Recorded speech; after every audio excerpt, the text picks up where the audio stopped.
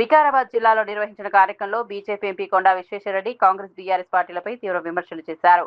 కాంగ్రెస్ నాయకులు గూండాల మాదిరిగా వ్యవహరించడం సిగ్గుచేటని ఆయన వ్యాఖ్యానించారు. వికారాబాద్ నియోజకవర్గంలో బీజేపీ నాయకులు కార్యకర్తలపై దాడులు జరిగితే సహించబోమని స్పష్టం చేశారు. శాసనసభ స్పీకర్ ప్రసాద్ కుమార్ ను ఉద్దేశించి మాట్లాడుతూ మీ పేరు ఎంతో మంచిదని, దానిని చెడగొట్టుకోవద్దని అన్నారు. ప్రభుత్వ కార్యక్రమాల్లో ప్రజాప్రతినిధులకు ఇవ్వాల్సిన ప్రోటోకాల్ ను అధికారులు తప్పనిసరిగా పాటించాలని సూచించారు. నిబంధనలు ఉల్లంఘిస్తే సంబంధిత అధికారులపై చర్యలు తీసుకునేలా చూస్తానని, అవసరమైతే సస్పెన్షన్ వరకు వెళ్లే పరిస్థితి వస్తుందని హెచ్చరించారు. నేనే కాదు, యావత్ తెలంగాణ ప్రజలు అనుకున్నారు. అందుకే కాంగ్రెస్ పార్టీ ఓటేసింది. కానీ ఇప్పుడు చూడబోతే వాళ్లకు ఆ టీఆర్ఎస్ బీఆర్ఎస్కు ఇప్పుడున్న కాంగ్రెస్కు ఏమీ ఫరక్ లేదు. వాళ్లకు ఫ్రస్ట్రేషనా లేకుంటే ఆవేశనా తెలుస్తలేదు.